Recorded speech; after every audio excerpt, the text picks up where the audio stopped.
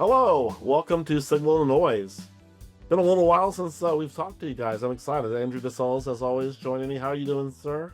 I'm doing wonderful, Brian. Thank you Yeah, so much for asking. Yeah. you seem healthy, energetic. It's a Friday for us, so maybe that's why. Yes, healthy, happy, tired from yard work. Oh, Yeah, for anyone who's curious about my personal life, I bought a house and the inside was perfect. The exterior needed some work, and I'm currently in a battle with my lawn. So whether I want to or not, I'm currently like moving sprinklers around between yeah. every meeting. So I have more vitamin D on board than normal, more grounding in the grass and sunlight. So maybe that's it. Maybe it's just because things are going well at work. Lots of interesting, exciting things going on in the industry, which we'll talk about. And I'm going backpacking tomorrow. So I'm really excited for that. Yeah. Speaking of backpacking, first of all, congratulations. That's all good. Great. I was in Denver last weekend. We'll do little personal updates. Oh, that's right. This is the CrimeCon episode. Brian, how was CrimeCon? CrimeCon. First off, I brought a friend to Denver, and she had never been. And we're going to CrimeCon, and I'm like, man, Denver is beautiful. When you get off the airport, you're just gonna see mountains in the background. And you're like, are those mountains 5 miles away, 20 miles away, 50 miles away? And there was this haze. And we didn't see mountains till the last day.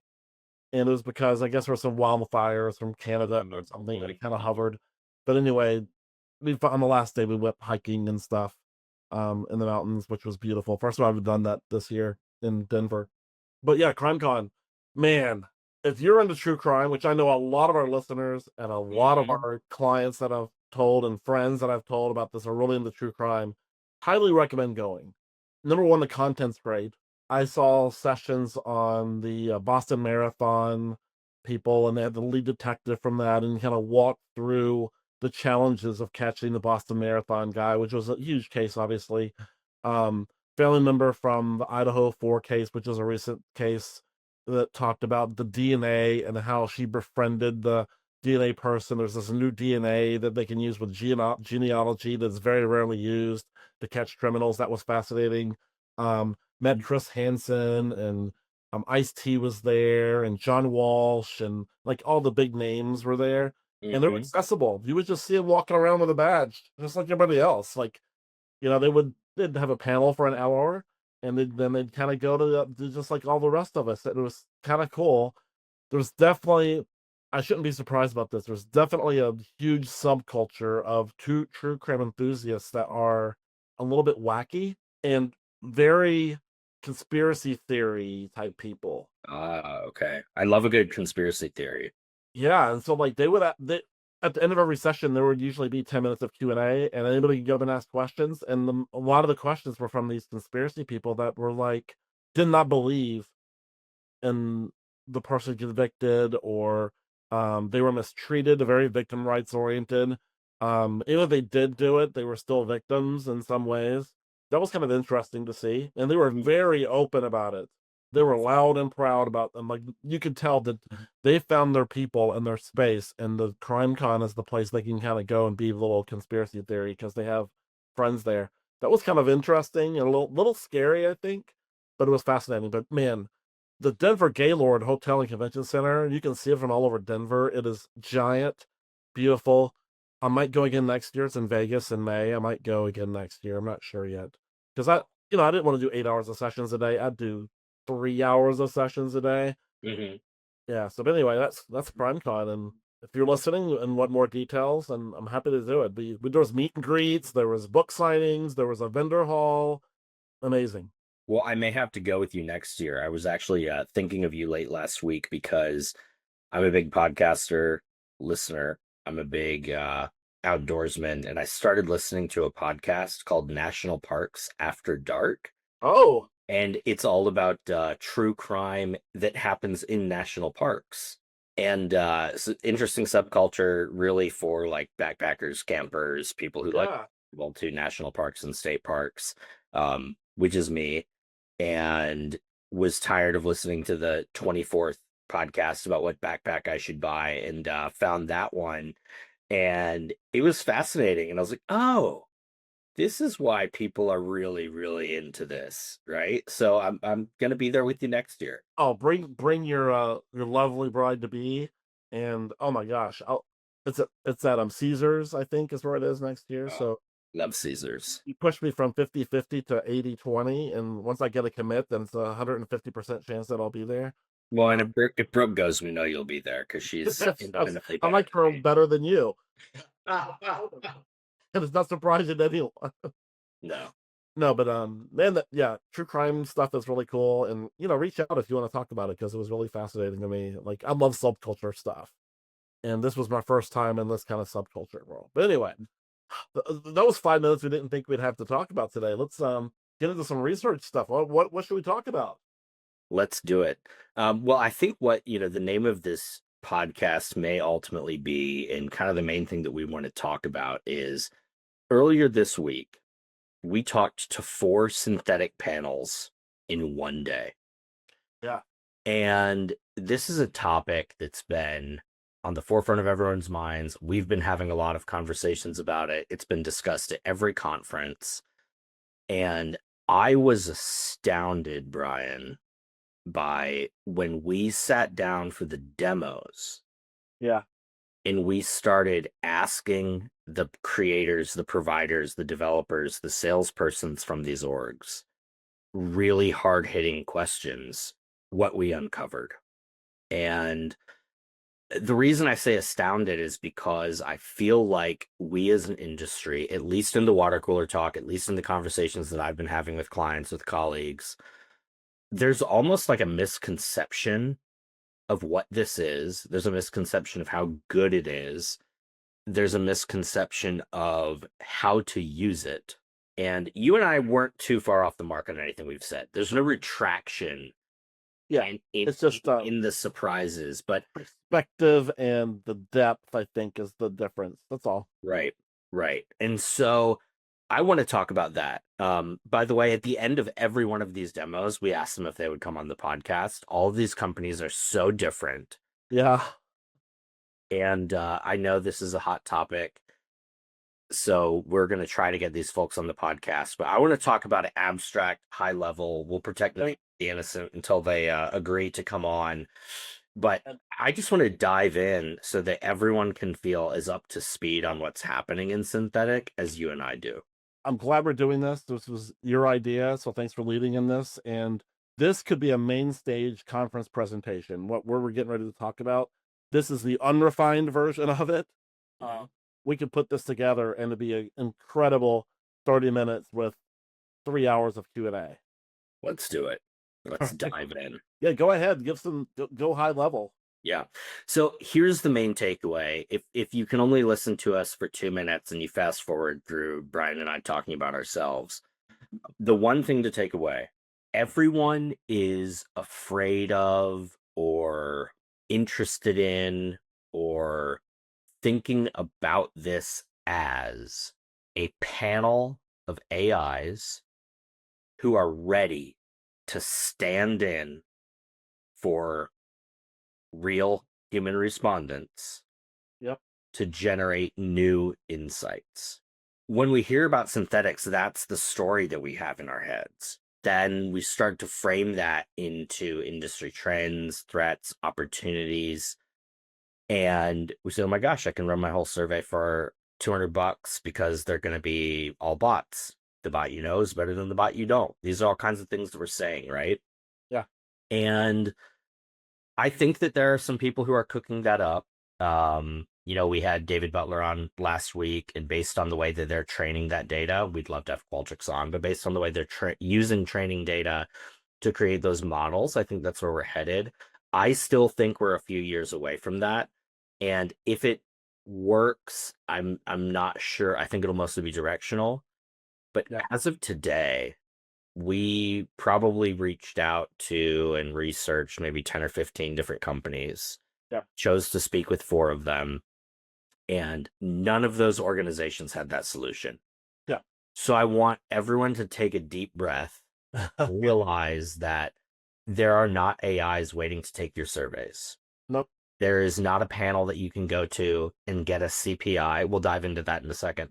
And get a CPI and have AIs fill in for real people. Before you chime in, I've said that quote unquote real people a couple times. One thing I thought was really interesting Yeah. is that okay, so we just talked about my fiance, we brought it up. So y'all know I bought an engagement ring a while ago. They have rebranded like blood diamonds and artificial diamonds into now they are lab grown and earth grown. Oh, Think earth grown is really funny.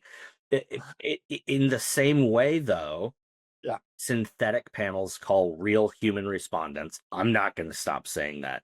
They call real human respondents organic Yeah. respondents. Yeah. And I love that I because love it too. their Smart. synthetic respondents, their AI respondents are just as quote unquote real.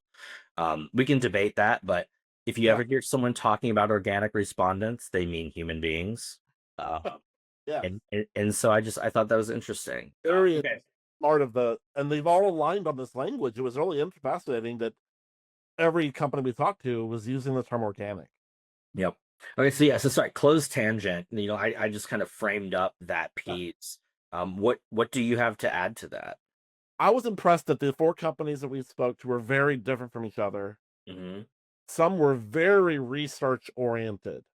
They Hmm. understood research. They understood they could reiterate the challenges and the questions that we would give to them. Um and they've heard it before. And I was impressed with how they handled a lot of those. And I'm honestly impressed with the direction each of these are taking. Hmm. Um but they're all different use cases. And so if you're thinking about exploring, and that was kind of the impetus of this Hmm. discussion with all of them. Hey, what's going out there with synthetic data? Who should I work with? Who should I partner with? Who's doing what? They're all doing very different things. You could spend a ton of time just getting high level what they're doing, much less getting a demo and use cases. And it's a lot. It is a ton. It's a much more mature sub industry than I thought it Yes. was Yes. going into it. People have been working on this for years, which should be surprising. So, I left much more positive after these discussions about synthetic data than I came into it. Yes. And I think one of the places that optimism comes from for me is the combination of what I said and what you said. No one is trying to spin up a bunch of bots to take your survey for 25 cents a complete. Right. And that's what we're kind of worried about. And so then the second piece, like you said, first of all, no one's trying to do that. The boogeyman's not there, at least none of the companies that we talk to. Yeah. And the solutions that they are coming up with, we didn't talk to anyone that I didn't think to myself, wow, this is incredibly sophisticated, Yeah. incredibly rigorous. Yeah. And in one of our previous episodes, I was talking about how, oh my gosh, I don't think that synthetic will work because the amount of information you would need to put into it, right? Almost every company that we spoke with um, required a pretty darn heavy lift Yeah. of alternative data, of client provided alternative data, Yeah. and the only one who didn't had probably the most statistically rigorous method and a very narrow use case, very valid one. But I was just so impressed that the thought and scientific design that has gone into all of these products really gives me a lot of optimism for them being tools in our tool belt. Yeah. Absolutely. Yep. Um, the amount of third party data to connect was fascinating. What Mhm. they plan on doing, but yeah, it's a lot of heavy lifting. I hadn't thought of kind of the competitive intelligence when we spoke about that. These we're gonna create synthetic data of your not just your customers, but your competitors' customers. Here's what they look like. I thought that was kind of interesting. Hadn't thought about that use case. I hadn't thought about a lot of the use cases, honestly. I would, like you said, I thought, okay, this is either going to supplement unacculturated Hispanics and 18 to 24-year-old males, or they're going to replicate the entire population of the world and make a digital twins, and it was kind of far from that. Yeah. And I think, again, our objections, I think were largely satisfied. One of the companies that we spoke with, they're saying, okay, so in order to build these digital twins, we need the brand's CRM data, their sales data, their social media data, the transcript of every qualitative interview they've ever done, Right. preferably dozens and dozens and dozens of quantitative studies they've done. Definitely, if you've done a segmentation, we need all of that data as well. Your web traffic data, we definitely need that. We need the web traffic data of all. And I was like, oh my gosh. And I was like, first of all, good luck getting that. Second, though, if you have all of that, yeah, that'll work. You're going to get some really good personas Yeah. you can create. And in that company that we spoke with, and again, when I think they're releasing their synthetic panel in about a month would be a great time to have them on. Maybe Right. share some PR there. But their product right now is only qualitative personas, and now they're scaling it. And moving in that direction of we're going to figure out how to build highly valuable, highly modeled, highly qualitative individuals of your customer segments.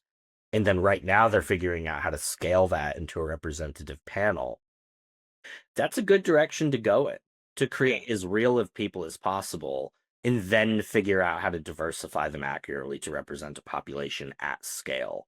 Yep.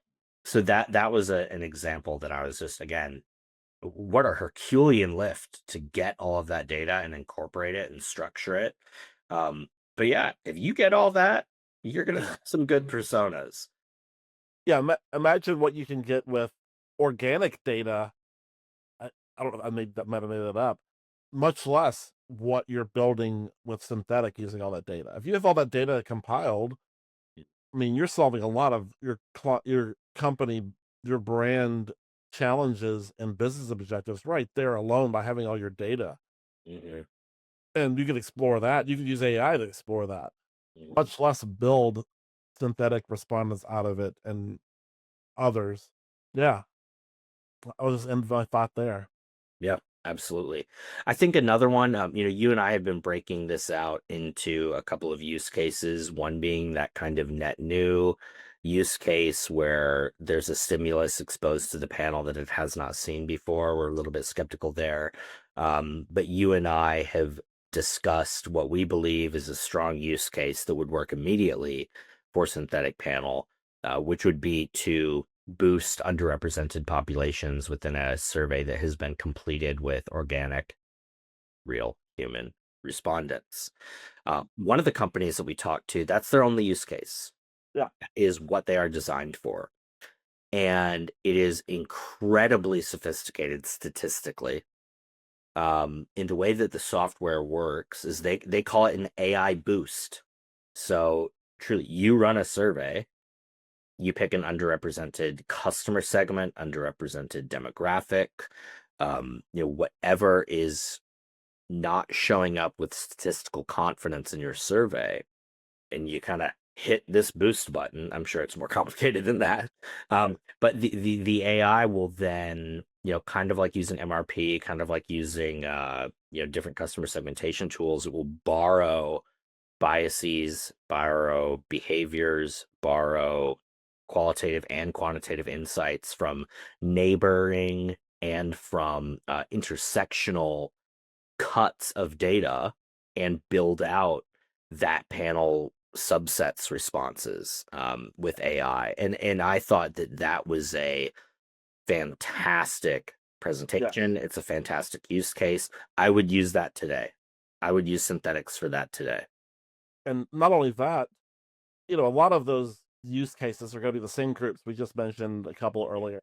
Mhm. And I asked, like, are you plan on building? You'll be boosting that in every consumer study. There are going to be targets going to be boosted in every study. Can you just build your own panel of that? They're like, no plans on doing that. Nope. They want to do it on a customize it for every study, Mhm. every data set that's unique for each data set. So they're not building this giant panel. They're just going to plug and play. And it's Mhm. going to be customized for each one. I thought that was really interesting. And another thing I found interesting is not just um They said rows and columns of data. Mm-hmm. So rows, I think about rows, I think about new respondents, right? So you have an N of 200, now you get 220, or you have whatever. But it's also the columns, it's also new questions. They can use synthetic data to predict how these people would answer different questions. Mm-hmm. And the columns they could create in theory are infinite. So you can take your 100-question survey and everything you know about them, and then all of a sudden you've got a 1,000-question survey. Mm-hmm. Now that's a little bit more synthetic-y, Mm-hmm. but I mean that's happening. Yeah, absolutely. Yeah. Last thing I want to talk about based on our conversations is, again, we had this conception. Here's the synthetic panel. I'm going to send them a bid and get a CPI back. Not so. Right? Talk to us about what these engagement models looked like. Yeah, there's subscription models, which I guess that's how we should have thought about this. But you get a certain number of boosts, or you get it's a plan to work in your data over time with a lot of subscription models, and they were Mm. I don't think they're expensive. Maybe on an individual study level, when you're looking at the cost, what were they, $20,000 to $40,000 Yep. a subscription model, um, including the pilots. Mm-hmm. They would do a pilot for that much as well. So it's not a CPI basis at all. It's more of a, this is the cost of doing the work. The number of N doesn't really matter. Like how we think about sampling, the cost, Right. the N is the one of the three key drivers of pricing. It's different here. It's just a flat kind of price. This is their subscription model. Yeah. Yeah. And so I think that that is interesting because it increases the barrier to entry.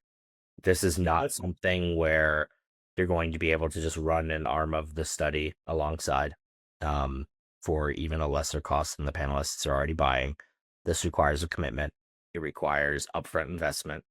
On the other hand, though, when we talk about like, oh, this will be less expensive and it's going to displace lower cost sample providers, you start talking about, 40,000, 50,000, 60,000. Let's say you're at an enterprise account of it and it's $100,000, but you're a company who does hundreds and hundreds and hundreds of surveys a year. That cost is even more economical than we had imagined, of taking a $3 CPI down to a 50-cent CPI. Yeah. And now all of a sudden you're modeling hundreds and hundreds of studies, tens or if not hundreds of thousands of respondents for 6 figures or less. So it'd be major, major economy impacts to adopters of synthetics. Yep. So a pilot for a all the medium-sized market research companies, there's a barrier to entry, like you said. And for sampling companies, there's certainly a barrier to entry. If you're a brand, if you're a big brand, Yeah, that's not a barrier to entry to them. Yeah. oh, this is a no-brainer, I think. Mhm. You just got to pick the right one. Yeah. Yeah. And I think to underscore that as well, when we're talking about that barrier to entry, no one we talked to was at all interested in a free pilot. No. No. They are beyond proving that this works. Yep. Yeah. They show us a demo. They show us a little bit of the black box, but yeah, there's no free. Not like most these tech companies will kind of give you everything for free when they're new. Not these guys. Not Yeah. Well, and you and I, and I think in the sample space in general, we have an attitude of skepticism, and Yeah. we don't believe it until we see it in our data. Yeah. And it's also common practice to provide sample at cost as proof of concept. We've kind of thought about doing that just to show our quality. When you're taking over a large brand tracker, you run a side by side, and the sample provider typically pays for that. These companies, they're not going to do that. They'll send you white papers, they'll show you the demos, and you need to commit. Yep. You need to sign up for a year, and it's going to be that $20,000 to $40,000 cost. And you're not allowed to back out if you think that, there has to be some contractual failure. Yeah. So I found that to be very interesting. That's probably going to pose some limitations to you and I messing around with this stuff. Yeah. But generally, I found everything quite impressive, and Yeah. I believe and hope that we will be partnering with one or two of these organizations and begin building some synthetic tools for our clients, right? It's garbage in, garbage out, and I'm so confident in our respondents Yeah. that I feel like we're uniquely positioned to build really, really strong synthetic panels, synthetic tools for our clients. Um, for those of you who are on LinkedIn, I posted this morning, I had a study that currently has a 0.4% removal rate. And that's because everyone's validated. And because we don't segment our qual and quant panels, period. And with that asset, if we start plugging some synthetics into this, we're going to have something really, really valuable. But again, we got to convince everyone internally here to pony up 30 grand. I mean, I'm not sure that's going to happen, but hopefully it will.